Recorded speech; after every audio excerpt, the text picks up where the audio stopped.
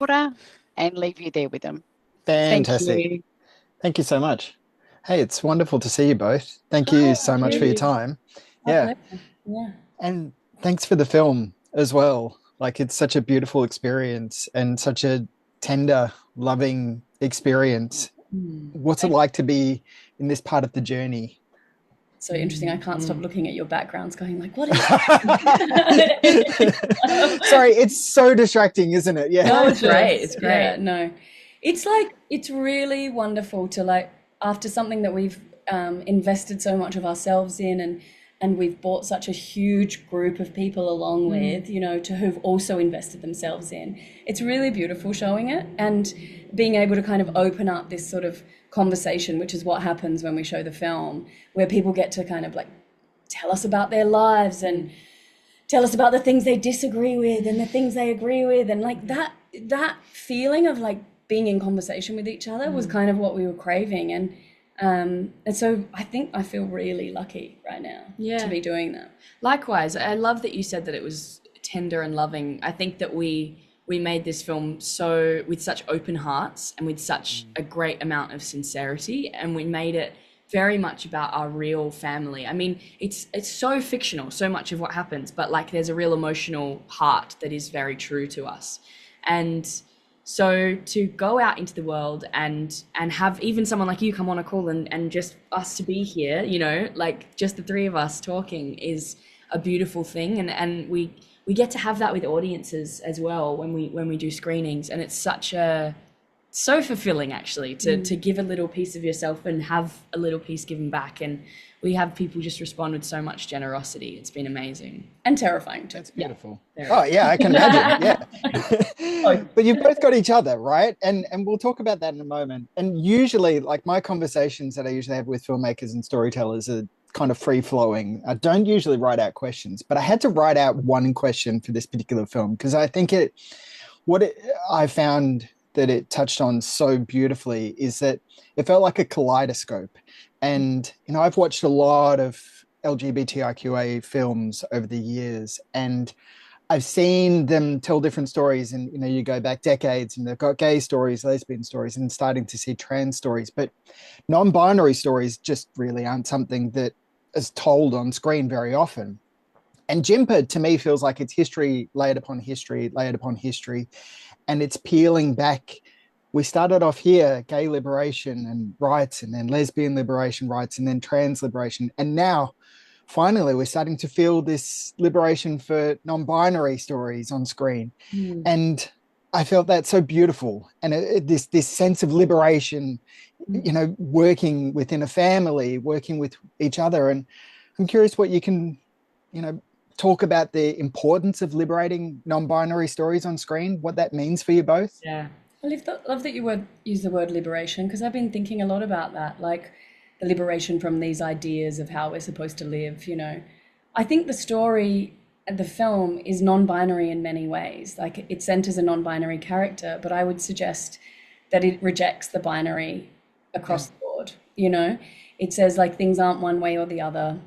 It says, you know, you can have fought for same-sex rights and be incredibly and gone through something really intense and also still change and learn. And, you know, it says that we are not fixed, I suppose. Yeah. And I hope a kaleidoscope is beautiful. Like, you know, we really wanted to find these ways of like memories and thoughts and imaginings of characters kind of see like interjecting their way through because everyone has all these like stories and there are paths and there are different versions of the stories and there are and like we need to point outside the kind of totalizing frame of what we do, I think sometimes, and be like, yeah, this is all just this is a conversation that we can have kind of that's bigger. And I hope, you know, I don't think it's too intense to say, but like for me, queerness in general is a very freeing idea of rejecting the kind of status quo and rejecting the idea that our lives are preordained or the way that we love is preordained or the way that we behave, you know? Yeah, I think you're right. Like the way that we made this film throughout was very non-binary and very accepting of the gray area of everything. I think it's a film that doesn't accept any one singular truth. and doesn't accept the notion of one narrative or one linear narrative. And I love what you say about Kaleidoscope as well, because also I think, you know, so much of my worldview as a young, you know, trans non-binary person, and as someone who's been doing a small amount of community activism for many years now, is that there is room at the table for all of us, right? There is actually always room. We can always just pull up another chair. There is no sense, actually, when you really get down to it amongst community, there is no sense that for me to be non-binary, we have to kick out gays. Or for, you know, for you to want to call yourself that word, we have to kick out my word. There's actually room. Like, there is no negation in anyone being anyone's particular way. Like, the way that I live my life, it doesn't affect the way that you live yours, except we get to actually spend a great deal of time caring for one another and thinking about one another. And that's a beautiful thing. And I think,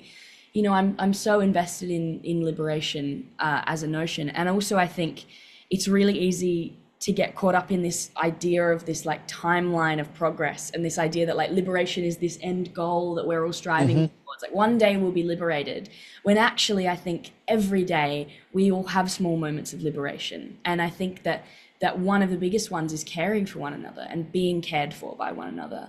And I think that I really love that word in reference to the movie, because I think that Jimpa is a movie all about caring for one another and about caring for each other in spiky ways and argumentative ways and, you know, imperfectly. But everyone in the film really cares about everyone else. And I think that is liberation, you know? Yeah, I love that answer. I think it's really beautiful, because it's exactly what I felt from the film, especially a notion of looking through the decades, you know, and seeing change. And it's looking back and going, this is where we've come from. And I couldn't help but feel at the end, it's like, I can't wait to see what 20 years, 30 years looks like, right? I can't wait to see what your story looks like in 20, 30 years, or like getting to know where you might go and the care and support that you will have going forward. That is such an incredible thing to say. I'm really moved by that, because I feel like there's a real movement in a lot of art at the moment, in film in particular, of kind of like, the world is very dark, isn't it? The world is so dark, and like, you know, and, you know, like a kind of throwing up our hands, a kind of nihilism to that darkness. And actually the idea that you might come out of something going like, I can't wait to see the future, you know, in a time where we're concerned about climate collapse, like the social collapse, you know, and these are all very real concerns. We often think about like, well, how are we going to do this? How are we going to love each other through this? How are we going to look after each other through because this we always next have, bit? actually. Like successful communities and all of our families. Like the reason we're all here is because we've loved each other and gotten through it, actually, you know. And I mean, art has this great imaginary power. It's a huge tool that we all have accessible to us. And I think it's a shame that we're so often using our art to imagine what might happen if things stay the way they are, rather than imagine what the future could look like if we chose differently. And I don't think that's about being blind or like overtly positive. I think we do need to imagine what our future can be, though. Yeah, definitely. So I guess in some regards, I'm going to put you on the spot, Aud, because I've been watching your mum's films for a long time, you know, and you're 20 years old now, is that right? Yeah. What's it like growing up with, you know, 52 Tuesdays and all these great films over the years? You know, what's that like? I mean, it's hard to say what it's like in any kind of way that would objectively make any sense, because it's my reality, so it's very normal to me. But as I've grown up, and particularly as I've gotten a bit older, I kind of have become more aware of how unusual it is to have parents that are not only incredibly supportive, but also creatively very empowered and empowering. You know, I always have felt that, you know, I've always had access to the arts in a really big way, and access to filmmaking, access to like being on set, access to these incredible actors and to the film world and to the art world. And that has given me a real sense of, oh, like I could do that, you know, which who knows how true that is, but that feeling. I think you could. But it's been amazing. I mean, like I've just my whole life been surrounded by interesting ideas, subversive filmmaking, queer cinema, incredible communities of people. I remember when Mum and Dad were making 52 Tuesdays, we went to the US, and this was maybe 2013-ish, 2012 even, and we went to New York and San Francisco, and you guys were interviewing all of these trans men for use in the film. And like, I was a young, you know, little trans masc non-binary person, not really aware of that part of myself yet, not truly, and just kind of watching and not even understanding and not really being spoken to necessarily about what all this meant, but just being able to have access to an understanding of these kinds of people exist in the world and are able to live happy lives. And that was instrumental. Like, I feel like that experience and kind of, there was countless of those experiences on every one of the movies they've made, where I just got so much access to other countries and other film industries and ideas and stories, and it's just totally informed who I am. I mean, it's like quite an amazing upbringing. Oh yeah.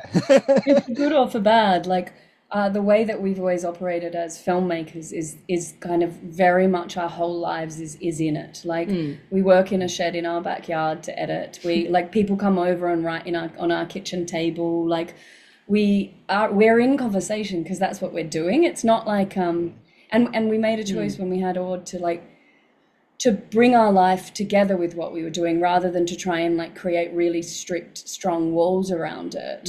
We kind of were like, life is important, so we need to be there for it sometimes. And so how do we be around for our child and each other and also be creatively stretched, you know? And that's always what we've done. So it's been a kind of fulfilling, amazing, and boundaryless at times. Like, Yeah.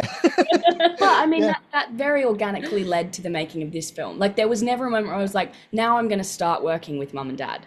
I feel like in many ways we've always been collaborators, and just the amount that we've collaborated has just grown, and we've become more and more embroiled in one another's projects. Yeah. So it was very natural. I feel very blessed. Yeah. Well, I mean, your presence in like Embrace Kids, for example, is really, you know, it strengthens so much.